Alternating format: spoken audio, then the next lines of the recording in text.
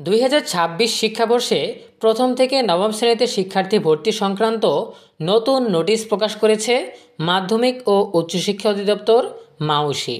কি নির্দেশনা দেয়া হয়েছে, কি নিয়মকানুন জানানো হয়েছে, এ বিষয়ে বিস্তারিত আলোচনা থাকছে আমাদের আজকের ভিডিওতে। যারা এখনও আমাদের চ্যানেলটিকে সাবস্ক্রাইব করোনি তারা এখনই সাবস্ক্রাইব করে রাখো, তাহলে পড়াশোনা সংক্রান্ত সকল তথ্য এবং পরামর্শ সবার আগে পেয়ে যাবে। সো আমরা নোটিশটা ওপেন করে নিলাম। বিষয় বলা হয়েছে 2026 শিক্ষাবর্ষে সারা দেশে প্রথম শ্রেণী থেকে নবম শ্রেণীতে শিক্ষার্থী ভর্তি সংক্রান্ত উপযুক্ত বিষয়ের প্রেক্ষিতে সদয় অবগতির জন্য জানানো যাচ্ছে যে 2026 শিক্ষাবর্ষে সারা দেশে প্রথম শ্রেণী থেকে নবম শ্রেণীতে শিক্ষার্থী ভর্তি প্রক্রিয়া সম্পন্ন করা হবে।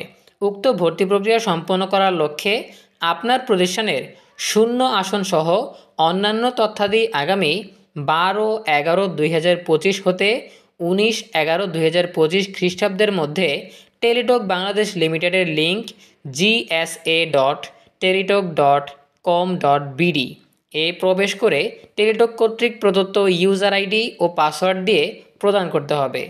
তথ্য প্রদানের ক্ষেত্রে নিম্নোক্ত বিষয়গুলো আবশ্যিকভাবে অনুসরণ করতে হবে।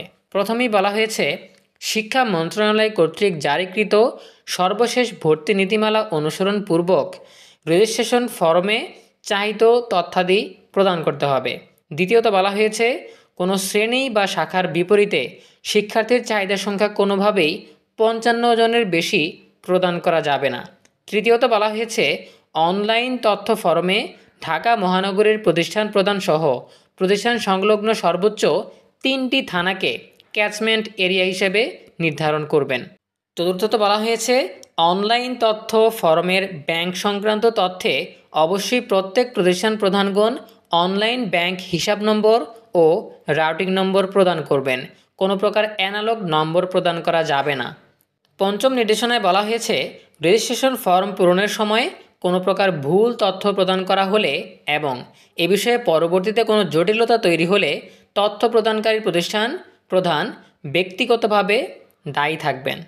এমতাবস্থায় 2026 শিক্ষাবর্ষের ভর্তি প্রক্রিয়া স্বচ্ছতার সাথে সম্পন্ন করার লক্ষ্যে নির্ধারিত তারিখের মধ্যে সকল সম্মানিত প্রতিষ্ঠান প্রধানকে রেজিস্ট্রেশন ফর্ম পূরণ করার জন্য নির্দেশক্রমে অনুরোধ করা হলো।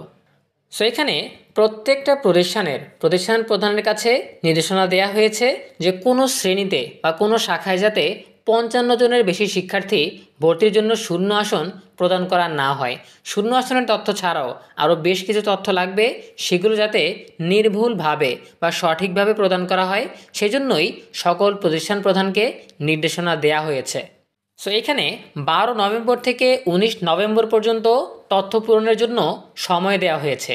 19 নভেম্বরের মধ্যেই 2026 শিক্ষাবর্ষের ভর্তির বিজ্ঞপ্তি প্রকাশ করা হবে।